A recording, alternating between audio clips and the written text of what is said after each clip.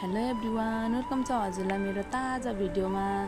अनि हामी आमा छोरी चाहिँ जाँदैछौँ। कहाँ जाँदैछौँ त हजुरहरूलाई पनि हामी सँगै लिएर जान्छौँ है त। अनि मेरो भिडियो चाहिँ लास्टमा हेरिदिनु होला, अनि हजुरहरूले थाहा पाउनुहुनेछ। मैले चाहिँ यहाँ केकहरूको अप्सन पनि देखाएँ साथीहरू।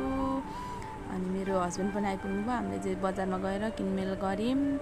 अनि के को लागि जाँदैछौँ भनिसकेपछि मेरो छोरीहरू हेर्नु न के को लागि गएको भनेर अब अहिले हजुरहरूले थाहा पाउनुहुन्छ, म हजुरहरूलाई देखाउने छु। अनि आजको दिन चाहिँ मेरो यसरी नै बित्दैछ साथीहरू। बित्दैछ होइन, बित्यो। अनि हामी चाहिँ फाइनली पुग्यौँ हाम्रो डेस्टिनेसनमा अरे नि त। अनि भेनाको तारेको चाहिँ सिधै साली क्या, हेर्नु है।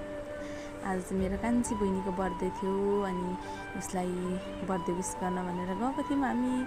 ह्याप्पी बर्थडे टु यु मेरी प्यारी बहिनी। सधैँ हाँसी खुसी हुनु आँटेको चिताको सबै पुरा होस् मेरो कान्छी बहिनीको।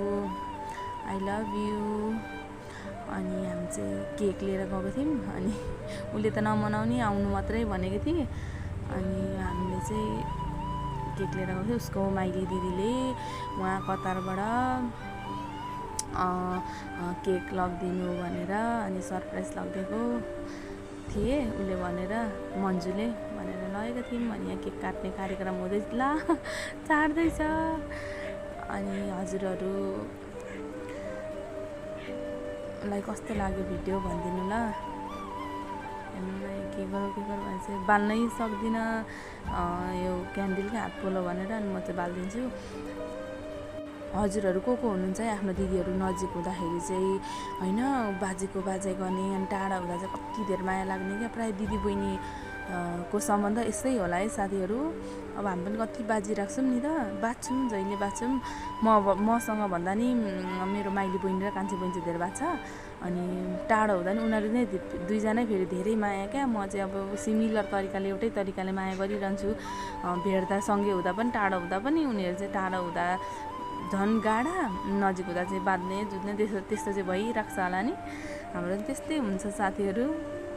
अनि मेरो माइली बहिनीले चाहिँ सरप्राइज दे ल, कति खुसी हुन्छ त्यो भनिरहेको थियो। तर मैले सरप्राइज दिन सकिनँ साथीहरू। जाँदा जाँदै ढोका बन्द थियो। मैले फोन गरेर ढोका खोल भनेर कल गरेर। अनि दुईजना दिदीहरूको मुनिको कान्छी हो नि त। अनि कति धेर माया लाग्ने कि कान्छीको चाहिँ। अनि अब के भन्नु होइन, आफ्नो सन्तान आफ्नो परिवारको माया नलागेर कसको लाग्ने र। छोरी जस्तै लाग्छ। मेरो छोरी दुईवटा छ, तर मेरै छोरी ठुलो छोरी जस्तो लाग्छ क्या यसलाई चाहिँ। यो सरप्राइज चाहिँ म र उसको माइली दिदी भएर